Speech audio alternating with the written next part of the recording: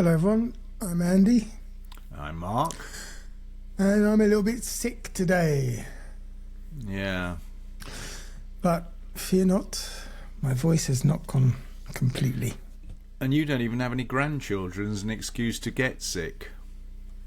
You don't need kids to get sick. Well, you need to meet people. What are you saying? If you get a cold, you can't just catch it from nobody. You got to catch it from somebody. Well, who got the first cold then? That's a bit of a chicken and egg one, isn't it? If you had to catch it from someone, someone must have had it first. Or something. Maybe it was bovine colds that people caught it from. And where did they get it from? Well, at least we don't have Ebola. Yeah, honestly, you keep reading about these outbreaks of these allegedly eradicated diseases, and no one can figure out why. No, they haven't. They haven't ever claimed that Ebola's eradicated. But it's if you lived in the Democratic Republic of Congo. I think 140 people have died so far. And the simple fact is, even if you survive, it's a horrible, really horrible disease, Ebola. Isn't that the one where you start bleeding out of everywhere? Yeah, blood from the eyes and everything. Ugh. Anyway, yeah. It's like a Channel 4 horror documentary. No, quite literally. Anyway, we don't have that, luckily, to worry about in Sweden. But what else is going on in the world? This Donald Trump thing is getting out of hand. Did you hear what Todd Blanche did yesterday or the day before? Oh, are they back in action? The Trump gang? The Epstein gang? Well, it was just that... So Todd Blanche is the Department of Justice, acting head of the Department of Justice, and he was able to simply issue a decree that said that Trump and his family, historically... they will never be investigated for fraud or tax fraud, and that in the future Trump and his family will never be investigated for fraud or tax fraud or whatever. I mean, that's just make believe. How can but that's because the Democrats are up in arms about it. So how can a single individual who's been in the job 3 weeks, and this all stems back from this. When his financial things were released by the IRS. Allegedly. Do you remember that? Yeah. Well, no, that happened, along with 400,000 other people's tax records. So why is Trump getting this 1.8 billion slush fund? I mean, it's just ridiculous. Well, because he's Trump. He's a fucking greedy, money-grabbing egomaniac. Well, it seems that there's still so many people that are willing to just... completely ignore all of the stuff that's literally slapping them in the face every day. Anyway, I thought that was quite amusing. He can never be investigated, but or his family, in the future or the past. That's just a word salad, because as soon as someone else is in charge, that will go right out the window. No, but the thing is that they have to go through the process in that case, and that ultimately they will keep appealing until it gets to the Supreme Court. And who is still in charge of the Supreme Court even if Trump gets voted out? Trump. Because he's got his out of the 9 Court, he's got 6 of them or something. But they've all voted against him recently. Yeah, but anyway, so I thought that was sort of every time I say it's a step too far, people are going to come to their senses, but they don't. No, people won't come to their senses. Clearly not. Anyway, what else? It's like being a member of a sadomasochism club. Well, that sounds like more fun, actually. Sometimes it's fun. No, I mean literally people, what is it, turkeys voting for Christmas? That's literally what it's like to be a cult member in America at the moment. Turkeys voting for Christmas. Anyway, come on, let's have some good news. What's in the current bun today? Well, I don't know about good news, but Aston Villa, what? For our football fans, won their first European trophy in 40 years. So what's that? The UEFA Cup? Is that your European? I don't know, to be honest. I just heard something on the radio. I don't follow Villa. What happened to Manchester United? I'm obviously I'm not a football fan at all. What happened to Manchester United? Because it was Man City that won something big the other day, didn't they? Win the FA Cup? FA Cup. I told you they would beat Chelsea. Yeah. Man United have crashed and burned. Basically, lost their impetus when Alex Ferguson retired. Yeah, but that was 20 years ago. Yes, and that was the last time they actually played any or won anything. No. Yes, they were dominating football for 30 fucking years up until that point. All right. And then as soon as Alex Ferguson left, the whole team just fell apart. Which just goes to show what kind of influence a manager can actually have on a team. Yeah, well, as I say, it's not something I follow, but Man United is the name. You know, the only thing I know about football is Man United and Watford, and that was only because I lived next door. Elton Not John. to Manchester, by the way. Anyone listening? You would never find Mark living next door to Manchester. Sadly, and it is a bit sad, I don't think I've ever been to Manchester. I don't think I've been to Manchester or Liverpool. Oh, man. If I wasn't born in London, I would have opted for Liverpool. Great city. Really? Yep. Had some wild times in Liverpool. Best city ever. Yeah, people say it's a very nice city. And I had a niece who lived in... who studied in Liverpool University. Oh. Bet she had fun. Hope she wasn't there when I was. Otherwise, there's a good chance we might be related. 30 years younger than you, Andy. Yeah, so sounds about right. Oh dear. So there's Trump going on, and this World Cup, talking about football. I mean, more ridiculous stories. Well, no, it's just that the whole thing seems to be a little bit falling apart, because all the hotels are complaining that where are all the spectators? Why are our hotels half empty? They've all tripled their prices. Yeah. Plus, there's a football tax on entering America.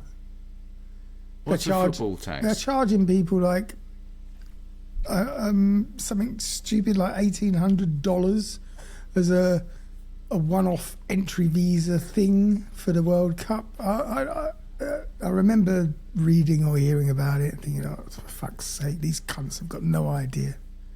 Well, hey, how can we rip people off to the extreme? Yes. Yeah. You can imagine, in fact, all of the news reports when the World Cup kicks off is going to be how foreigners are being ripped off and denied entry at the airport because of social media. Shot. Or even shot. I'd be surprised if not one player gets harassed. Well, of course the players are going to get harassed. I mean by ICE and... I see what you mean. Yeah, the Mexican team. Yeah. Oh, Mexico in the world. They used to be good footballers. They'll be rounded up.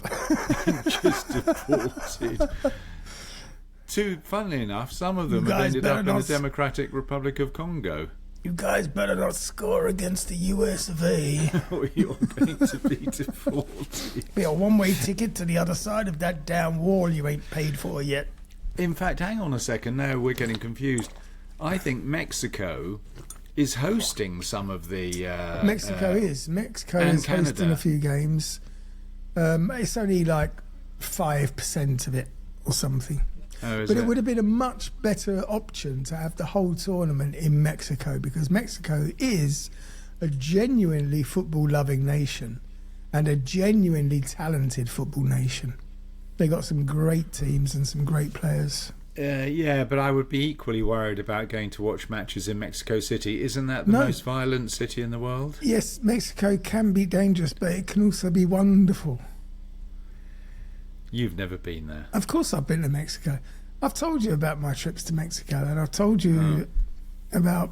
Well, I can't do it on this podcast because everything about this story is illegal. But, me and the Scouse, Mick, we took a a little trek into the rainforests with the DJ in our local hotel. So you didn't take a guide into the rainforest, you took a DJ. You think that's useful? He's going to play a bit of reggae. No, but he had all the contacts, you see. He took us fucking miles into this virgin terrain, is the only way I can describe it. And we eventually pulled up outside this wooden cabin with horses parked outside. Ah, yes, you did tell me about this. And rifles leaning up against the wall. Yeah, that's right. It was fucking surreal. But you survived. Oh, we had a great night. Fucking great night. Anyway, we can't really talk about that. No, we can't. So sorry. Have we done the current bun? I'm just looking now, but you keep distracting me. I normally do this, but because I woke up late this morning, I say late, 7 o'clock, which is quite late. But I was up late. It was my lights turn themselves off automatically at midnight, and I remember them turning themselves off. What were you doing? No doubt you were playing some silly game. I was reading in bed. I couldn't really. I wasn't feeling. Talking tired. About reading, you know, I was talking about Wordle the other day because I actually downloaded the New York Times Games app, and my brain. I mean, you know, I'm dyslexic, so that is not great for something like Wordle, but I still struggle with thinking of 5-letter words. Yeah, you said last time. I mean, and it is quite shocking. Like yesterday I tried, I got no letters at all right or anything. Yeah, but that can happen. No, well, that in itself is a clue. If you get a word and it's all grey and you've used like 2 vowels at least, you can be then 60% sure there's a double letter in that word.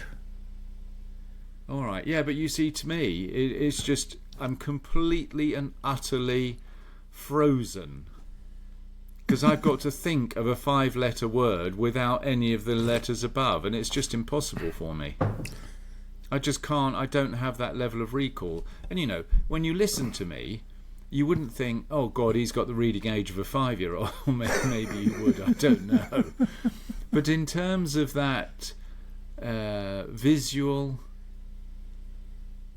memory of words is absolutely non-existent with me. It's like a complete blank. And I can read. I mean, I can read a book and understand it. Sometimes I question you on your vocabulary, but that's mainly to amuse you. But my vocabulary is enormous. Yeah, I would say you have a pretty substantial vocabulary. Extensive. It's only because I read. Yeah. But all the time. Yes. Yeah. It makes a difference. Believe it or not, dear listeners, I am not the great intellectual I come across as. You just I just plagiarise other bits. I just blag my way through the words I read in a book yesterday and pretend I know what they mean. Exactly. Oh dear. Current bun, for God's sake, get going. What's the top story in the current bun? Oh, well, the top story's rubbish. It's all about scandal at Channel 4. Scandal at Channel 4? Why, what's going on First there? Dates is in crisis. No, it's Married at First Sight. Yes, that one has also got rape accusations and sexual assaults. 3 of them. I mean, basically, of course, if you're just introduced to someone and then you marry them, you'll want to have the normal sex life of a married couple. And if she's not into it, it's rape. No, I'm absolutely sorry. I thought you were going the other way there, and I was preparing my response. No, I mean... You're basically setting people up for a rape. Well, this is clearly what they're talking about, that there weren't sufficient protections in place for the... No condoms on set. Participants, if you can call them that. They weren't technically married. It wasn't a legal marriage. So what's the point of the show then? Well, because it's just entertainment. It's Channel 4 entertainment. But clearly, some of the men were of dubious character, to put it mildly. Yeah, but I mean, you only have to look at those fucking reality shows, and everyone on it is of dubious character. That's how you qualify to get on. Well, yes, you're right to some extent. I mean, your 15 minutes of fame, you hope that you'll become an influencer if you do well or something like that, which is, pretty suspect, but in this day and age, not that unexpected, really. I mean, that's par for the course. I want to be an influencer. How do you get visual influencer likes? Oh, I know, I'm going to go on a TV reality show where I marry someone having only just met them. Do you know what? I hate this fucking new world that we live in. I was listening to someone being interviewed on fucking LBC, probably. I've got to stop listening again. I have.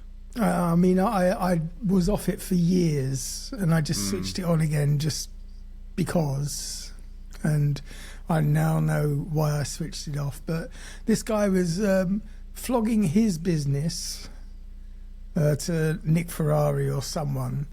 And basically his business model is, we team your company up with an influencer who specialises in getting your profile out there, maximising. And I was thinking, oh, you wankers, you're just inventing fucking jobs for nobodies. Honestly, if I had a company and I wanted to raise my profile, I would invent something really good or lower my prices to a point where people went, wow. I would not be looking for a fucking influencer. Fuck it, I hate that word. I hate the people who use that word. Wow. What do you think these decades are going to be remembered for? The social media decade, starting in not 2000 but 2010, I think, was probably where social media really I mean, in 100 years, what is this era going to be remembered for? It's going to be like the time that we went back to the Stone Age, basically, because we have turned into a bunch of fucking Neanderthal cavemen. We are stupid. We are knocking our heads against walls. We are behaving like fucking animals. We're just rubbish. We're supposed to be the most advanced species on the planet. We're fucking rubbish. What is, I mean, if you look at it in big picture terms, what is mildly concerning, to put it mildly, is the fact that the education standards of real people, I mean humans, is declining at the same time as the capability of artificial intelligence is rising quite dramatically, almost exponentially. And so you're going to get to the point in the not too distant future where intellect is going to be machine-based and not human-based. Well, we're already at the point where we are interviewed for jobs by AI. Are we? Yeah, it's ridiculous. Oh. I know a lot of people rely on AI to put their applications in, but we're being interviewed by AI, are we? Yeah, they because employers can't be bothered. Oh, this is great. We can just weed out all the unsuitables by using this infallible AI, which will clearly give us the best candidates for the job based on an algorithm that checks whether or not you prefer rainy days or sunny days. Do you actually think that there are AI programs that read people's letters? I mean, I'm not talking about box ticking and just getting a score. That I can understand, and it's not even AI. That's just basic algorithm. But do you actually think that there's AI programs that read people's application letters, analyse the text and the content, and then give it a score? I'm not sure people write letters anymore for applications. I think because you have to apply for so many different jobs now it's like it's like throwing shit at the wall and hoping something sticks. If you wrote an application letter tailored to every job, you wouldn't be able to have time to look for a job. You'd be writing letters all fucking day. Well, I do know that reasonably senior roles within the public sector in Sweden, you can't imagine the number of tests you have to take. There's handwriting tests, there's psychological profiling tests going on. There's any number of tests that you have to undertake as part of the standard interview process. And it's ridiculous because all those tests prove is that someone is making money out of denying other people the right to be in a position where they could actually do a really good job, but because of the way their mind works, according to this algorithm, they're unsuitable for the post. I mean, I think, to be honest, it's that people abdicate the responsibility of making hiring decisions, because in this day and age you have to be able to defend positions in all sorts of circumstances further down the road, and you never want to be in a position where you have to say, well, I like the guy or the girl or the woman, I took the decision to hire him, and at that time I think it was a good choice. You never want to be in that position. Why? You want to say, oh well, he scored 97 out of 100, he was the top scorer in the application. Well, clearly that test is bollocks. No, but it means that the management is bollocks. If management can't make hiring decisions without resorting to bloody handwriting tests, I don't know what I was coming to. I mean, you know what it was when you know the work that I was doing? Yes. When I was actually working. Yeah, your interview consisted of a bottle of wine. We would literally... And it wasn't an old... What do they call it? It wasn't old boys club, because I was absolutely nothing to do with the old boys club. I didn't go to public school or anything. But it was literally... I didn't. It was literally a bottle of wine over lunch. And then if they liked you, they'd take you back, you'd meet the rest of the team, and if they liked you... You'd start Monday. And that was it. That was literally it. I mean, obviously the first job interview, before you have any experience, there's an element of luck involved. And in fact, the only reason I got that job was because I claimed I spoke Swedish. And the guy who was interviewing me was sort of South American Norwegian, but he did speak Norwegian, but he didn't test my ability in Swedish, and I don't think I ever spoke Swedish to any of my clients.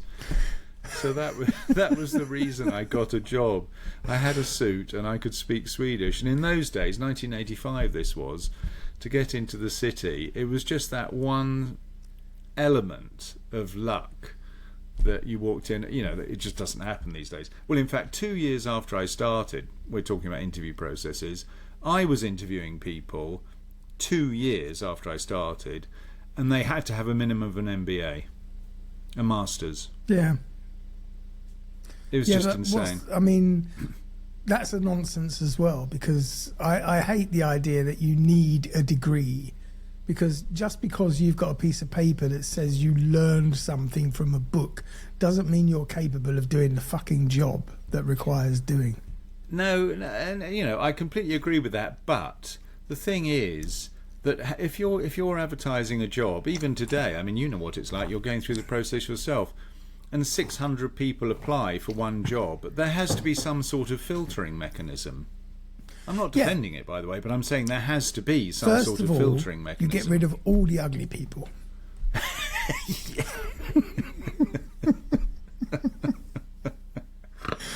Well, how would you ever get a job in that case? Oh, I'll be managing director. VDR. Get rid of all of the ugly people. I don't think you're even submitting... I don't know. Well, do you? When you apply for a job, do you submit a photograph? Good God, no. Oh, no, but I don't know. I just know that there are people who would be good in a role who will never, ever get that role because They are on paper unsuitable. Yeah, and I completely agree. But I mean, that in a way is unfair, but it's understandable, because how would they ever get the chance to prove themselves? You can't give everybody the chance to prove themselves in a particular position. If you're a good manager, you should be able to spot people's potential. Only if you come across them. Yeah, but that's you the have problem. to actually meet them. That's the problem with putting AI in between you and the general populace. Yeah, you can't trust a fucking AI which cannot be trusted to drive a car, in charge of putting people into your organisation who are supposed to be able to run it. Talking about driving a car, I saw an amusing little video on YouTube the other day. Do you remember James May, who used to do Top Gear? Top Gear. So he's become a little bit of a cult figure on YouTube. He's got this gin, James's Gin it's called, and rather than doing sort of promotional videos per se, he goes on little trips, little adventures, and occasionally cooks things. So it's all pretty trivial. Anyway, he was in Los Angeles the other day with Lucy Brown, his young associate producer, and he was driving a Tesla. Now, do you think... not driving a Tesla. Hang on. Do you think Lucy Brown got her job on merit, or because she was not one of the ugly ones? Oh, I see what you mean. No. Lucy Brown is not a glamour bunny at all. Is she not? She's a completely normal, and as James May says, she's got the straightest hair he's ever seen on a person. A little doink. No. I mean, she's absolutely not. She's a completely normal, literally a completely normal person. But the funny thing was that James May switched this Tesla onto auto drive. And poor old Lucy Brown was basically bricking herself. She kept reaching for the steering wheel and she was in the passenger seat, and putting her foot to the floor, hoping it was a brake pedal. I would be the same. You cannot... I don't trust things that I'm in charge of on my desk here. Oh. I wouldn't trust anything, and to actually let a car take control with my live body inside it, nope. Because you've got to remember, these things are programmed by fucking people. And people are idiots. Most of them. That's not true. Anyway, they went to Elon Musk's diner, the Tesla diner, while charging. They spent $50 on a couple of hot dogs. It was shite. The Tesla diner. $50 at the Tesla diner. Anyway, what got us onto that, for God's sake? You mentioned driving a car, and my brain suddenly flits to... Anyway, all right, so hang on a second. You've forgotten the one thing that you wanted to do on a regular basis this day in history. I haven't had a chance.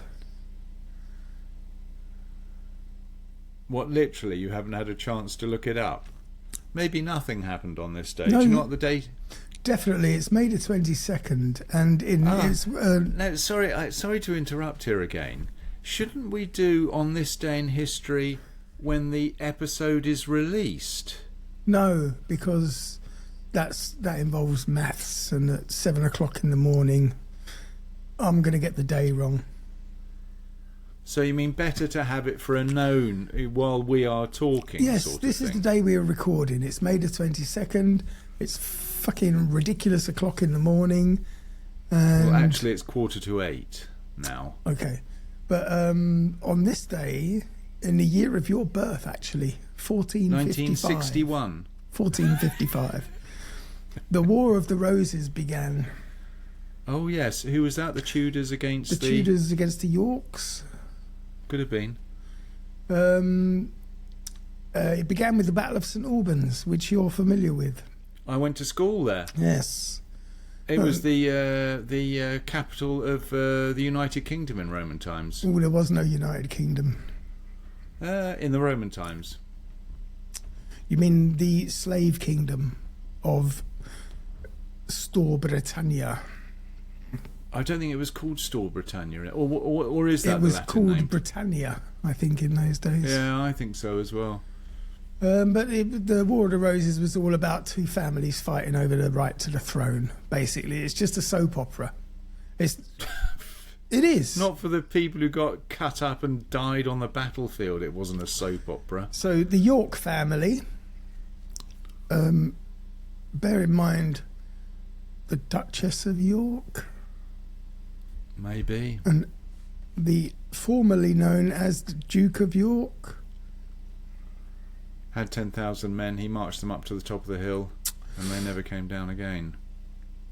Oh, I loved it when there was that one very clever play on words when Prince Andrew at the time was going through all these accusations. Someone referred to him as the rapist formerly known as Prince. I wish I'd thought of that one. Yeah.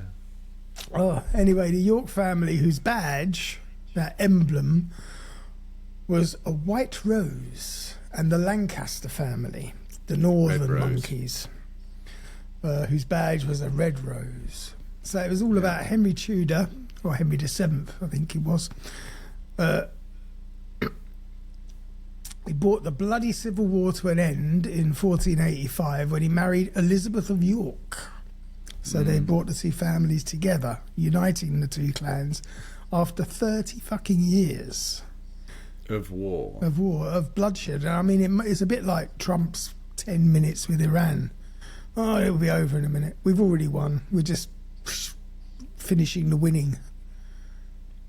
It wouldn't have been so bad for me, landed gentry, in those days, but you as a serf, one of the proletariat, it would have been pretty rough. I would have been all right, because some of the proletariat run circles around the ruling classes. They really do. You've got no idea. You mean you would be the court jester? No, I would let you think you're in charge. You'd be some fixer. I would let you think you're in charge, but honestly, you wouldn't have a clue what was going on behind your back.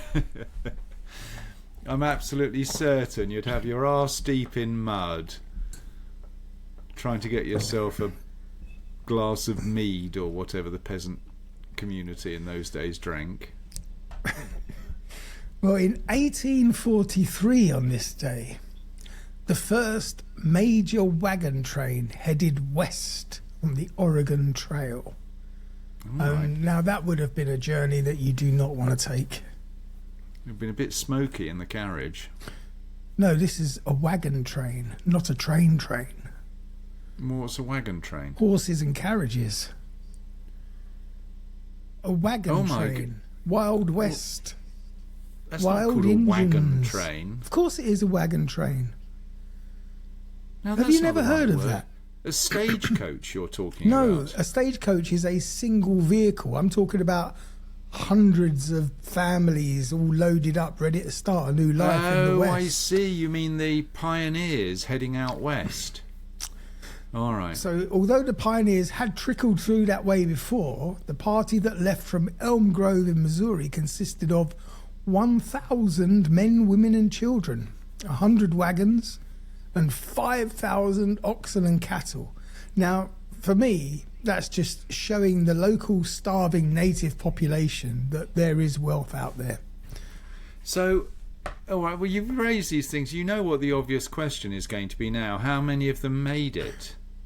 Well, I mean, we could actually do an episode on it one day, because that was a perilous journey. Where is Missouri? Sorry, I'm so stupid. I don't know where. I thought Missouri was sort of in the middle of America. It's. I know less about the geography of America than Americans know about the geography of the rest of the world. I can't see Missouri on the map, but it was obviously a fair old journey. But why would they leave Missouri if they're cattle folk? Isn't that perfect pasture land in somewhere like Missouri? I don't know. I mean, bear in mind, some of those states are 3 times the size of the United Kingdom, so you could have good pasture land and then you could have ski slopes. It must have been pretty wild with the Native American aspect and just all of the... Oh, I don't know. Because there was no... There was rough terrain. I mean, there was no roadways. There was no paths. And, there's not much suspension on a wooden wagon. What was the year? Sorry? 1843. Okay, so there was a bit of civilization activity going on. I mean, Los Angeles existed as a city and all of that sort of stuff. Well, you had your wagon train master, your chef, and Smith and Wesson. And that was all you had to keep you safe on a journey that not many people have made before. Those that braved that journey faced very harsh and perilous conditions. Countless other parties. Huh? What was the deal? You got free land when you got there. You got your parcel of land. It was squatters' rights, wasn't it? There was a film, I think, with Tom Cruise where they had a horse race to get to the best plots, and you had to put your stake, your flag, in the plot and claim it as yours. Was that with Tom Cruise? I bet Tom won. Well, of course, he was the star of the show. And I bet he did some amazing stunts that he performed himself on horseback. Yeah, he was probably one of the losers who got knocked off their horse at the start of the race. He was only little. He couldn't even get on a horse without help. Have you ever sat on a horse? Yeah, of course. What do you mean, of course? I had a full rounded childhood. We've touched on this. You probably rode bareback, didn't you? You had a horse in the back garden in Camden. Did you have a horse? Yeah, just tied up to my gypsy caravan. Can you imagine in Camden in the 60s just having a horse tied up at the back you laugh, door? but do you know what? And it was in the 60s. I had a little Saturday job for a while, riding round Hackney on a horse and cart with a rag and bone man. No. Yeah. That's bollocks. No, it's absolutely fucking true. No. What's your surname? Steptoe and Son? It was like that. He just wanted a bit of company, the old boy. Any old iron. Any old iron. And I remember that. I literally remember any old iron blokes on with horses and carriages. Yeah, I was in the 60s, for God's sake. I was part of that. Bollocks. You were about 4. It's absolutely true. I was about 7 or 8. The guy just wanted a bit of company. So your job was to jump off the wagon every time the horse had a poo and shovel it into a bag. I don't think we bothered with that. I can't even remember much about it, which is possibly a good thing because it might be traumatic. Yes, you and a rag and bone man and a horse. What could you possibly get up to? Yeah, just go and check the harness for a minute, would you? Oh dear. All right. So, but what on earth got us onto that subject? My brain is all over War of the place. Roses, apparently. Oh yeah, that's right. We're still doing this day in history. Oh. And this is... Now, you think that the Americans are crazy today in politics. In 1856, Congressman Preston Brooks beat Senator Charles Sumner with a cane. So South Carolina against Massachusetts, and this is on the Senate floor. The attack came 2 days after Sumner, an abolitionist and academic lawyer, I would have beat him with a cane just for having that title, gave a provocative speech about whether or not to admit Kansas to the Union as a free or slave state. Citing specific senators in his speech, Sumner argued that their support for slavery was to blame for increased violence in Kansas.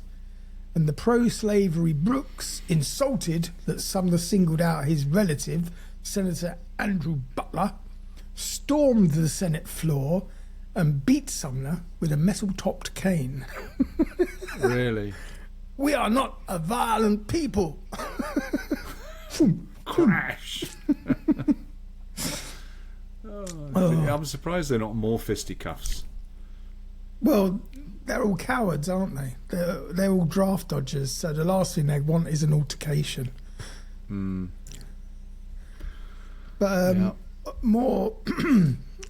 This one is much nicer. 1859. One of our greatest and I think underrated writers, Sir Arthur Conan Doyle, was born. 80 Leagues Under the Sea. Tarzan. Did he do 80 Leagues Under the Sea? No. It was 2,000 Leagues Under the Sea. Oh, but he did write that? No.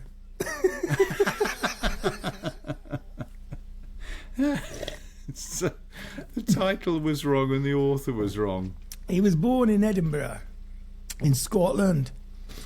He became most famous, of course, for Sherlock Holmes. Oh, of course, he's Sherlock Holmes, isn't he? Outside of writing fiction, he was also a practicing medical doctor, and he volunteered as a military doctor in the Second Boer War, or as Winston Churchill liked to call it, the cleansing. Why do they call it practicing? You thought they'd had enough because practice they weren't very good at working. It. No, exactly. I mean, they're still not very good. Practicing medical doctor. Well, when are you going to stop practicing? Well, they can't because working? They can't stop practicing until they know everything, and we know nothing about how the human body really works. Oh, now in 1939, the outbreak of war. This is when the Pact of Steel Treaty was signed between Italy and Germany, forming the Axis powers and solidifying their military alliance to fight against France and the dirty British Empire. So, well, the steel, that must have been as a result of the surrender of Italy. Or did they not even surrender? Well, it's a bit early. I think Italy were an aggressor in that time. What? Yeah, when they joined up with Germany, they saw it as a way of becoming a more powerful nation. But Italy were fighting with the Allies at some stage. Italy and when I say changed Allies, sides I mean not the Germans. More often than fucking Messi. Really? God, dear, that is a pretty blank bit of history. Do you not remember all the schoolboy jokes about the Italians invented the first tank that had 5 reverse gears? 1 forward gear and 5 reverse. Well, I do remember those, but I didn't remember that they actually were allied with Germany in 1939. Then they must have joined the Allies, they surrendered. That was the birth of the Axis forces, wasn't it? The Pact of Steel. Japan was also invited, but they declined to sign due to their insistence that the Soviet Union should be the focus of the pact, not Western Europe. So Japan wanted to eradicate Russia back then. The Axis would eventually include Japan in 1940, and they battled the Allied powers during World War II. Despite their alliance, however, the 3 powers surrendered at different times. Italy in September of 43, Germany May 45, and Japan September 45. God, I'm going to have to read up on my Second World War history with Italy. Because you know there's loads of Italians where I used to live in England. There were some prisoner of war camps in Aylesbury or that area of Buckinghamshire. And so there's a lot of Italians in the area who decided to stay after the war rather than going home to Italy. They stayed in England. Yeah, but I mean, you can imagine if you're a prisoner of war and they send you to the rural countryside and there's no men because they're all away at war and there's all these lonely women. It's fucking great. It's bellissimo. Shut up in your face. You idiot. Just one cornetto, Isabella. So, the most powerful earthquake in human history hit Chile. Krakatoa. That's a volcano. Oh. This is an earthquake, and in 1960 it hit Chile, and it measured 9.5 on the Richter scale. All right, that is pretty bad. And that is almost as bad as it gets. I think it only goes up to 9.8. And so where was that? It destroyed, obviously, a lot of stuff. Well, it struck, luckily, off the coast of Valdivia at 3:11 p.m. In addition to the damage caused by the quake, the earthquake also triggered tsunamis that reached as far as Hawaii and Japan. An estimated 1,655 people died. Yeah, but that's nothing compared to the tsunami in December 2004. Was it the Thai one?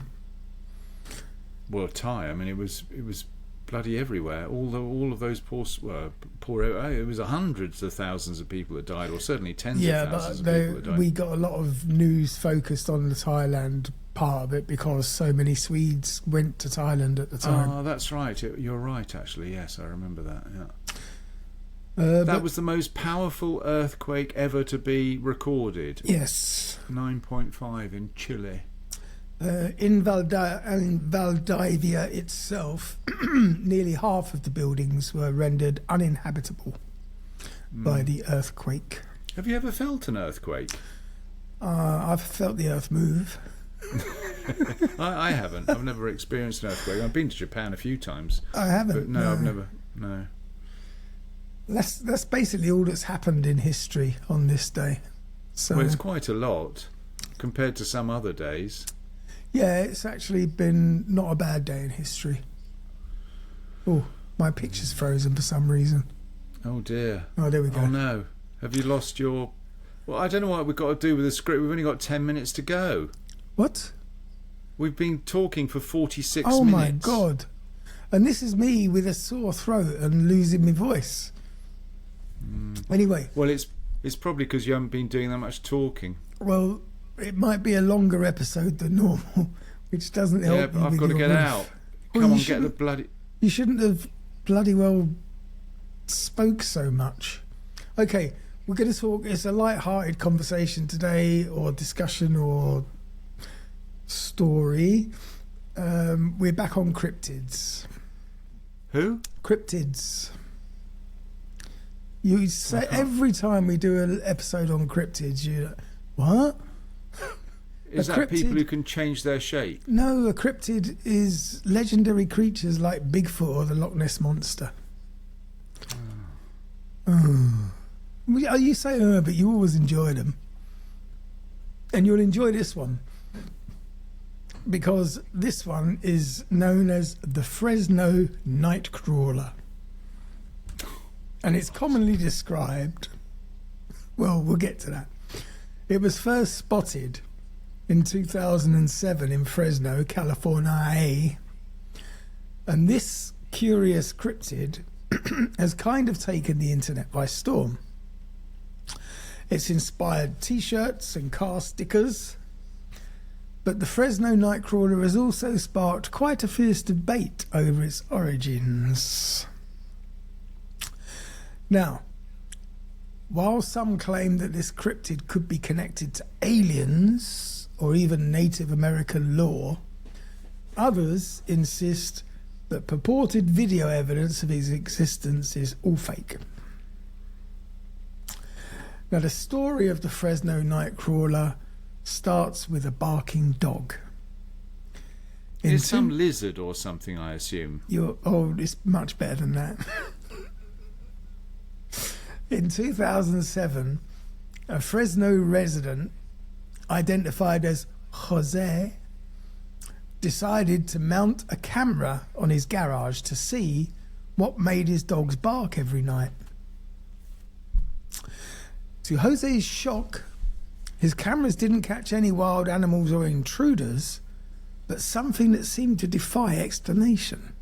Oh dear. The grainy footage appeared to... You couldn't afford bloody 4K camera. It was grainy footage, yes. It's not real if it's full high definition. I want to see the pores on their skin. The grainy footage appeared to show a pair of white pants practically gliding across his front yard. When you say pants, are we talking about Y-fronts? American or are we talking pants. about So we're talking trousers. Trousers. Now, baffled and terrified, as you would be, Jose started sharing the footage in hopes of finding an explanation. He gave it to Univision, whoever they are, as well as to paranormal investigator Victor Camacho, the host of the Spanish-speaking supernatural program Los Delvadores, or the Sleepless Ones. Now, although nobody could explain what it was that had slunk across Jose's yard, it didn't take long before another Fresno Nightcrawler sighting took place. In 2011, security cameras in Yosemite National Park also seemed to capture the same phenomenon. Something that looked like pants creeping across the park. Are we talking about lying down trousers, or are we talking about standing up trousers? Standing up. Now, these strange sightings looked a bit like something from Dr. Seuss's Pale Green Pants from his 1961 book, What Was I Scared Of? But many insist that the Fresno Nightcrawler is far from fictional. Indeed, theories abound about its origins. If these trousers were standing up, why are they called crawler? Because they glide. They don't stroll. Walk. So, theories about this California cryptid YouTube grainy footage appears to have captured the imagination, but is there a reasonable explanation behind the Fresno Nightcrawler sightings? Although nobody knows for sure, many people have theories about this curious California cryptid. Alleged sightings of the Fresno Nightcrawler have provided some clues. The cryptid appears to be somewhat humanoid, with 2 legs, as in most pants, and is often seen travelling in pairs, like trousers. Now, this has led some to speculate. That's an interesting question. Why do you always refer to trousers as a pair of trousers? Not because a pair of trousers. Because there's 2 legs. Well, what's that got to do with trousers automatically have 2 legs? Have you ever seen a pair of trousers with only one? Do you know what a half a pair of trousers is called? It's a true.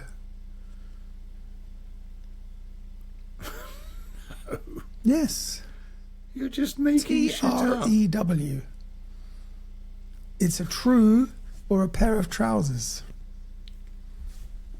You can check it out. It's fucking true. It's true is the true.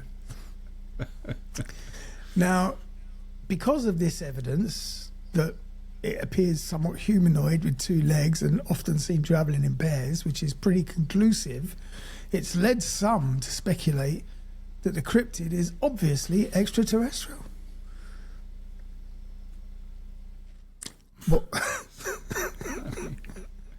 I'll tell you what, the name is quite impressive, but the story is completely vacuous. No.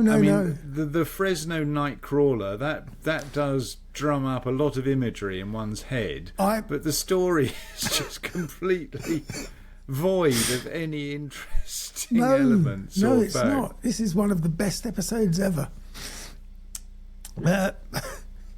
Now, this has led some to speculate, as I say, that the cryptid is extraterrestrial, while others have drawn connections between the Fresno Nightcrawler and some Native American legends. There is, however, no strong evidence for either of these theories. Others have wondered if there's a simpler explanation for the bizarre footage. You're not going to tell me it's just a paper bag drifting across this camera in the wind or something? God, no. The Cryptid Wiki, there is such a thing, proposes that the Fresno Nightcrawler could be some kind of primate, a deer, deer, or a bird, a puppet, or just a person in loose pants. That's right, because when I think of the shape of a bird, I immediately think of deer. and a pair of trousers walking across the yard on their own. What's the connection between the form of a bird and a deer? You literally couldn't get more different. Well, now someone came up with the plausible explanation that sightings of the Fresno Nightcrawler could be explained by simply a deer eating on its hind legs. But deers don't have white legs. But that's what you're going to take away from that fucking sentence? When was the last time you saw a deer strolling across the garden on its hind legs? Maybe it was an ex-circus deer. Of course, there could also be a perfectly reasonable explanation behind the Fresno Nightcrawler sightings. Yes, it's all bollocks. But wait. The reasonable explanation. But wait, because that is our next little bit. Because ever since the footage started to circulate on the internet, many naysayers like yourself have insisted that the purported images are faked. To date, many have tried to debunk the myth. YouTuber Captain Disillusion. Yeah, he's a real person. He is a real person. He made a video in 2012 showing how the cryptid sightings could have been faked. And they showed how video editing could make it seem like a pair of pants was walking across the ground. Now, I'm pretty talented. I think the story would have been funnier if it was a pair of Y-fronts as opposed to a pair of trousers. Yeah, but you've got less chance of spotting them. What, a pair of white Y-fronts walking across your drive? Yeah, but you don't get the motion, do you? That. You don't get the motion with the Y-fronts. I suppose so. The sci-fi show, Fact or Faked, also investigated the Nightcrawler myth, but were unable to determine if it was a hoax, which shows that their budget didn't allow for real experts. I like the way it's phrased, that the programme wasn't able to establish it was a hoax. Yeah, but they concluded that faking... That's assuming it's true then. Well, they concluded that faking this cryptid would be difficult. But whether or not the Fresno Nightcrawler is a hoax, people have fallen in love with it, especially the people of Fresno. I mean, as I say, it's a fantastic name, the Fresno Nightcrawler. Yeah, but it sounds like a serial killer. It does, yeah, exactly. All of these images pop into my mind. Now, X-Files images pop into my mind with Gillian Anderson, whatever the other fellow, Dupchek. What's the fellow called? Dupchek. Is it Dupchek? Dupchek, my back. Now, local celebrity artiste Laura Splotch. Not a name. Told the Business Journal, "These really intrigued me because they're from Fresno. They look unique and different. It's a weird thing to fake, but if they're real, that's probably even weirder."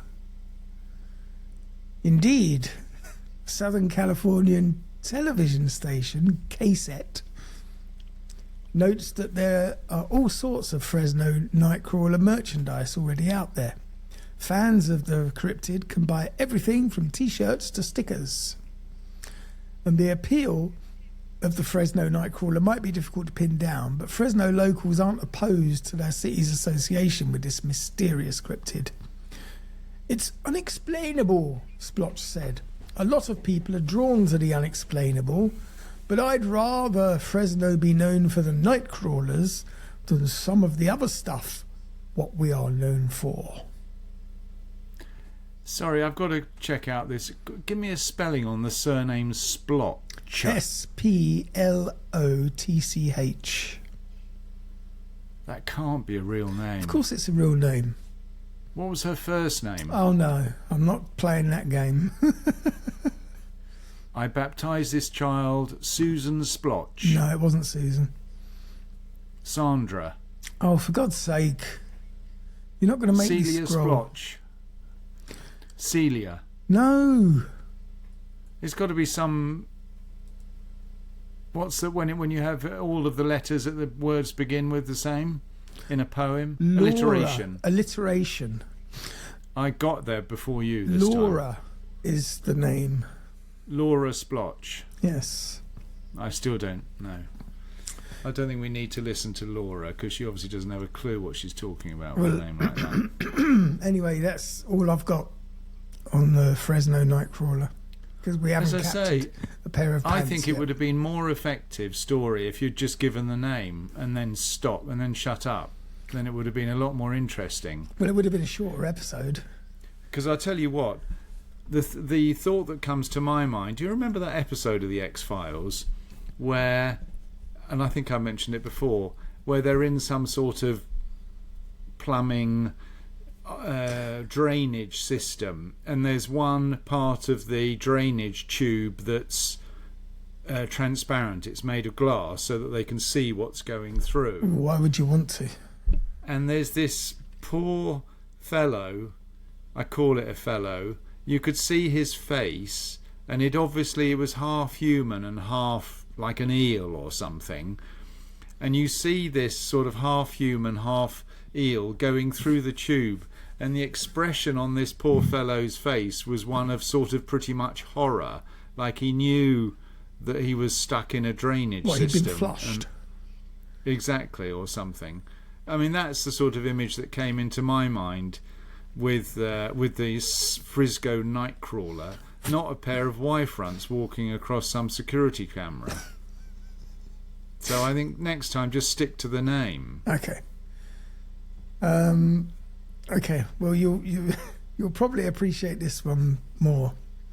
This is very recent, 2002, and it involved an elite tactical team who was said to have killed the Kandahar giant, a 13-foot tall beast with flaming red hair, 6 fingers on each hand, and 2 sets of teeth. Sounds like someone I dated in Mora.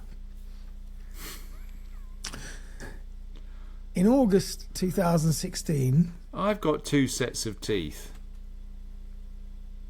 No. Up and down.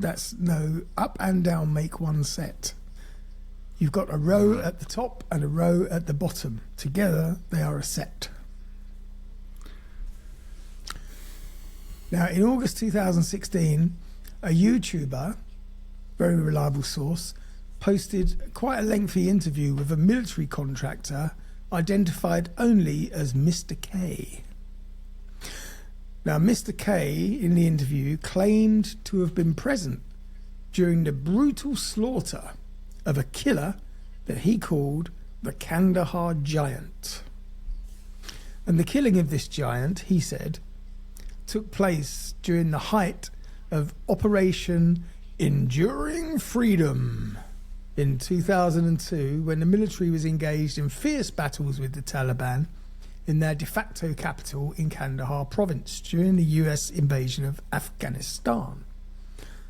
But this was no human fighter. The Kandahar giant, Mr. K said, was 13 feet tall, with fiery red hair, 6 fingers and 2 sets of teeth, and it even killed one of the Special Forces soldiers with a spear before the rest of the unit brought it down with 30 seconds of sustained gunfire. And after they radioed it in, the army took away its corpse and has hidden it ever since. You'd be surprised that would you start counting fingers on something? How did they notice he had 6 fingers? I don't know, because it's hard to take an accurate assessment of a murderous spear-chucking, red-headed, 2 sets of teeth giant while you're legging it in the opposite direction. I think this fellow might have been high on drugs. So what happened was, in 2002, a group of soldiers went missing whilst on a routine patrol in a remote mountain region of Kandahar in the south of Afghanistan. And when they failed to make radio contact for some time, the military sent in a special ops unit to investigate, although the branch of this special ops unit was never confirmed which of the armed forces they belonged to. And then, high up in the mountains, the unit came across a cave with scattered army equipment around, but no sign of the missing soldiers. And that is when they chanced upon the Kandahar giant. And at this point, the tale grows a little bit with the telling, but some reports suggested that the humanoid grew as tall as 15 feet. But anyway, this giant redhead with 6 digits, leather moccasins, and smelling like dead bodies suddenly emerged from the cave and impaled one of the soldiers with a spear. And that's when the soldiers opened fire, ultimately felling the giant with 30 seconds of continuous fire. Now, between them, this squad was armed with full auto M4 carbines, recon carbines, and M107 Barrett anti-material rifles firing .50 caliber bullets. Now, this much firepower concentrated on one target for 1 second, let alone 30, would be extremely destructive. Now, after the troops killed the giant, they loaded it onto a Chinook helicopter, which carried it to a transport plane, after which nobody ever saw it again. The soldiers were all forced to sign non-disclosure agreements so the government could keep them all quiet, but eventually the soldiers broke their silence because, as one of the men would later say, the people have a right to know the truth.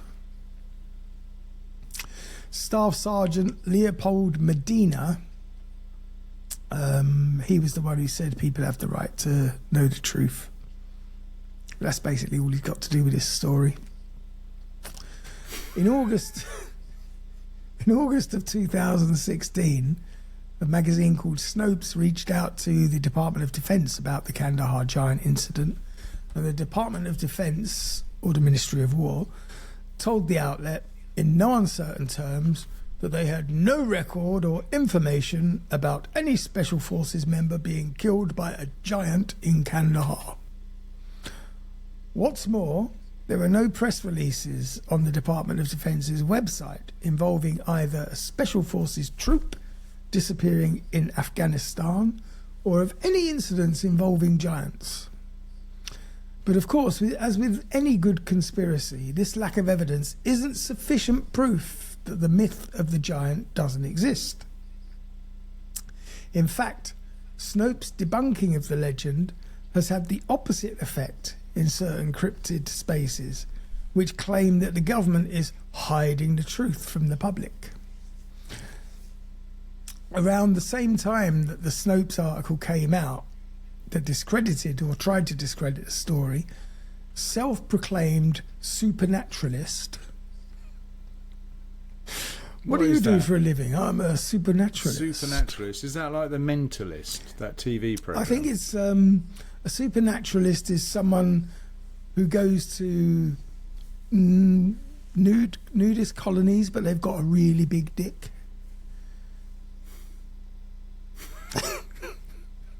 I don't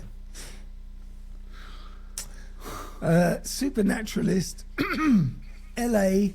Big Dick Marzulli told several right-wing websites that the United States government was covering up this spectacular story and that those in power had a vested interest, and this is where it gets believable, they had a vested interest in keeping the truth of biblical prophecies from being exposed to the general public. People have a right to know about this stuff. If there are 15 or 18 footers roaming the earth and our military has brought them down, we have a right as American citizens to know about it, he said. I mean, this isn't classified military stuff. This is something we need to know. And it points back to the biblical prophetic narrative. Of what? This is American religion, mate. It could be anything. Yeah, but you're going to give us the bloody reference. What prophetic Bible whatever. Okay, it's based on The Fall of the Rebel Angels by Hieronymus Bosch, and it's based on a verse of Genesis that references Nephilim, which is a race of giants. Okay. Bosch is a TV series on Netflix. Bosch is also the name of my drill. If you had one. I do have one. The real story of the Kandahar giant is a lot less interesting than the myth. Yes, it seems so. Again, what a surprise. In 2016, L.A. Marzulli, whose YouTube channel is dedicated to tying current events to biblical prophecies, fascinating, brought the story roaring back to life. In a now deleted video, which was first posted in 2016, Marzulli interviewed Mr. K, purporting to be a soldier who said he witnessed the giant of Kandahar, and he claimed that he saw this giant carrying a spear and murdering this United States soldier called Dan. So there's evidence for you, before he and the other special forces took it down. And according to Marzulli, the creature was a Nephilim, a group of people mentioned in Genesis and Numbers, books of the Old Testament, who were said to be people of unusually large size and strength that could be found in the Middle East both before and after the flood of Noah's Ark fame. But biblical scholars largely agree that the Nephilim tales were metaphors and not based on the reality of a 13-foot giant living in the desert. What's more, the only Dan that died in Kandahar around about the time of this alleged incident was Sergeant First Class Daniel A. Romero, who was killed in a bomb blast alongside 3 other soldiers. But even with the evidence stacked against it, the myth of the Kandahar giant is still said to be an open secret among soldiers who served in Kandahar in 2002. And several vets who served in the region have said that from that point on, they were instructed to point their weapons high by aiming for the head, and then just a little higher.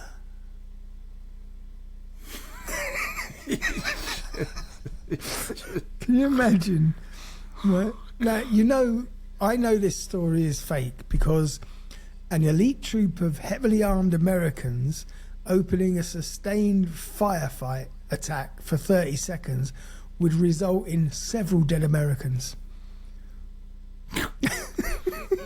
Not only that, is a 50 caliber, is that the same as a 50 millimeter? No, a .50 caliber is like the big sniper rifle that they put together in 6 pieces in these movies. All right, yeah. That's the size of me. I mean, I've fired one. We did a team building day where we went sniping, I guess. What sort of bloody team building were you doing with bloody assault rifles? Well, it was when I joined the Taliban.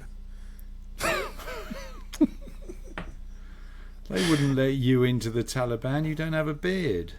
True. And you can't grow one. What do you mean I can't grow one? I had one on this very show. Have you?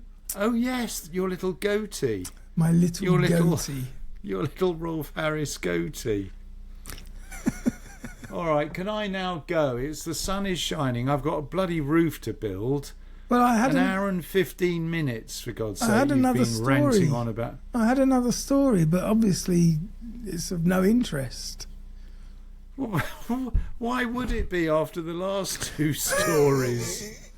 Why would that encourage me to want to spend another 10 minutes listening to some nonsense? Well, if I give you a little taster. Yeah, give me a taster and you can see if I'm interested or not. Go for it. This last one is called the jackalope. The jackalope? And it's a jackrabbit with antelope horns. No. No. Can we save that till next time when I need a light-hearted story? So a jackalope, a rabbit with antelope horns? Yes. Can you imagine the poor mother giving birth? Well, hopefully it didn't have horns when it was born. Can we save that for another day, Andy? I'm going to write it down to remind you. Yeah, okay, but I'll because it's not as if you've got an extensive lot of notes about it. I have. And what's a jackrabbit as opposed to a rabbit? It's a rabbit called Jack, obviously. Jackrabbit antelope. Not a little deer, a buck deer or something, but a bloody antelope. Oh no, hang on, antelopes have only got one horn. No, that's a unicorn. No. Sorry, it's just one horn on each side of its head. Yes. It's not antlers, is it? No. All right. Jackrabbit antelope. It's written in my little book here. Much the I'm same. Exhausted. Much the same as your name is written in my little book for when I've got the power. Yeah. When you got the power, I'm going to be up against the wall to start with. Surely I'm not at the top of the list. There's a few. I didn't go alphabetically. Good. Because my name is Mark. No, it is not. We're going to take the closest. My name's William. My name is Zebediah. Zebedee. Anyway, yeah. I guess that brings us to the end of this week's episode. I'm sorry about the rambling at the beginning of the episode. I didn't realise it went on for quite as long as it did. No, you're right. You've got to keep control of the production quality of this. Well, podcast is slipping. Yeah, I might have to sack the producer. And it can't get much lower. Anyway, thanks for listening. Hope you enjoyed these brilliant true stories about the Fresno Nightcrawler and the Giant of Kandahar. And next week you've got the jackrabbit antelope story to listen to. Well, no, we won't do 2 weeks in a row on cryptids because even I couldn't face that. Yeah, wait until I can't remember what cryptic means. Well, okay, but we'll come back the same time tomorrow then. Exactly. In the meantime, have yourselves a strange week. Don't forget to like, follow, subscribe on our Instagram, our Facebook, our YouTube, everywhere. TikTok, everywhere we can be found. It would be good to sort of get some likes. Yeah. Fed up with just me scrolling through liking my own shit. Anyway, same time, same place next week. And if you're one of our Patreons, we'll see you on Wednesday. Oh, by the way, that reminds me, this week's Patreon episode was released free of charge for everybody at patreon.com. I should have led with that. Because by now, everyone's fucked off. Everyone's gone. You've got to get in within the first 15 seconds. Damn it. Anyway. So if you go to patreon.com/strange stuff podcast, you can listen to that bonus episode about the dangers and what happened when AI were left to their own devices. Yeah. Scary stuff. Anyway, bye for now. Cheerio.